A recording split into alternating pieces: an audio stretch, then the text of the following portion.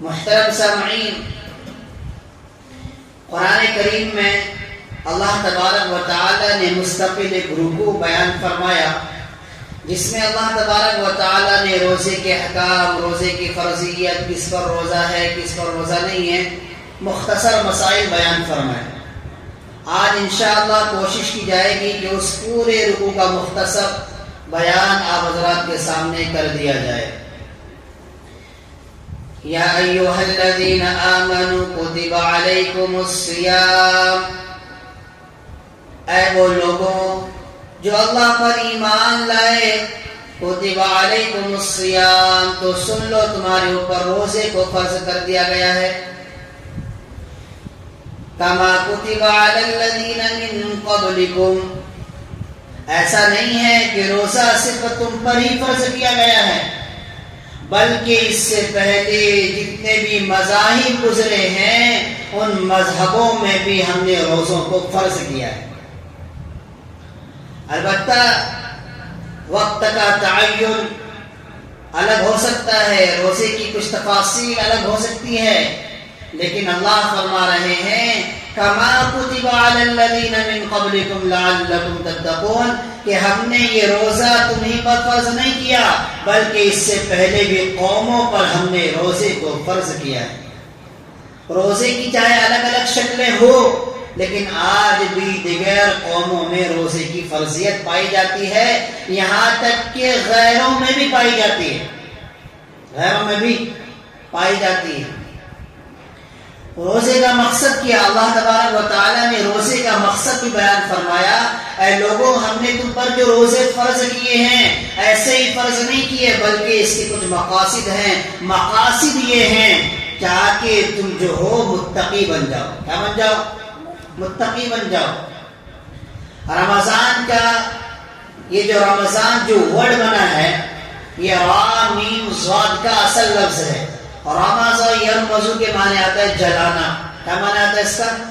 جلانا۔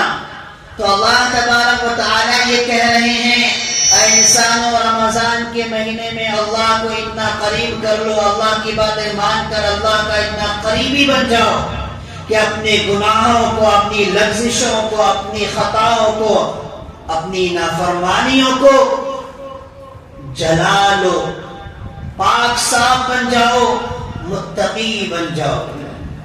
اس لیے اللہ کہ رسول صلی اللہ علیہ وسلم نے فرمایا رمضان المبارک کا مہینہ اولہ رحمت، یہ جو اول 10 دن ہیں یہ رحمت کا مہینہ، رحمت کا 10 دن ہے، اس میں اللہ سے خوب رحمتوں کو طلب کرو۔ اس لیے کہا کہ اللہ سے دعا مانگو وقل رب اغفر وارحم وانت خیر الراحمین، خوب کثرت سے پڑھتے رہو۔ اللہ رحمتوں کو نچھاور کرے گا، اللہ رحمتوں کی ایسی بارش کرے گا، ایسی بارش کرے گا کہ تمہیں ان رحمتوں سے ڈھانپ کر تمہاری لغزشوں کو مٹا دے گا، تمہاری خطاؤں کو مٹا دے گا، تمہاری نافرمانیوں کو مٹا دے گا۔ اللہ تبارک و تعالی نے ان 10 دنوں میں ہمیں یہ حکم دیا ہے کہ دعا کرو رب اغفر وارحم وانت خیر الراحمین۔ پھر فرمایا دوسرے تو جو 10 دن ہیں وَأَوْسَطُهُ مَغْفِرَةٌ، دوسرے جو 10 دن ہیں وہ 10 دن مغفرت کے ہیں کہ اللہ سے اب مغفرت طلب کرو، خوب اللہ سے لو لگا کر مغفرت طلب کرو۔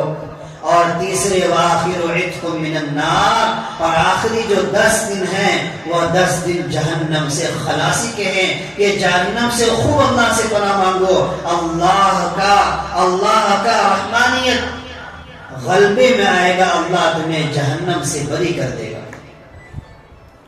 روایت میں آتا ہے آپ صلی اللہ علیہ وسلم نے فرمایا اذا كان اول ليلة من شهر رمضان، کہ رمضان کے مہینے کے پہلی ہی رات میں کیا معاملہ ہوتا ہے؟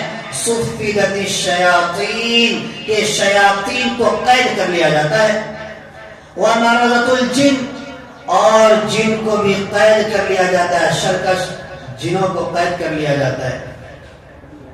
غلقت ابواب النار فلم یفتح منها باب، اور جہنم کے دروازوں کو بند کر دیا جاتا ہے، شٹ ڈاؤن کر دیا جاتا ہے، اور وہ جہنم کا دروازہ اس میں سے ایک بھی پورا رمضان کھلتا نہیں ہے، ایک بھی نہیں کھلتا۔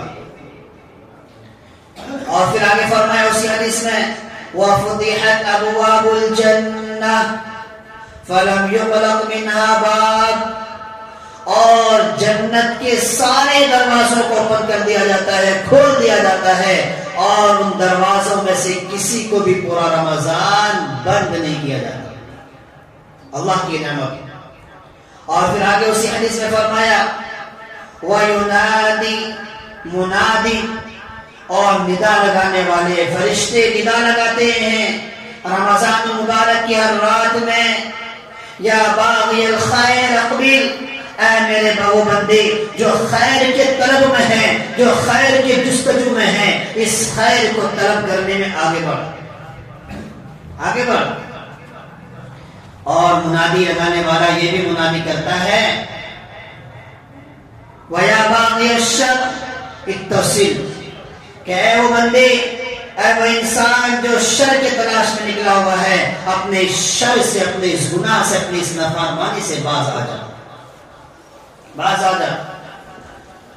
اور اسی حدیث کے آخر میں ہے وَلِلَّهِ عُتَقَاءُ مِنَ النَّارِ وَذَلِكَ كُلَّ لَيْلَةٍ، اور رمضان مبارک کے ہر رات میں اللہ بہت سو کو جہنم سے دوری کر دیتا ہے، جہنم سے بری کر دیتا ہے، جنت میں داخل کر دیتا ہے، اور یہ معاملہ ہر رات میں ہوتا ہے، اور یہ معاملہ ہر رات میں ہوتا ہے۔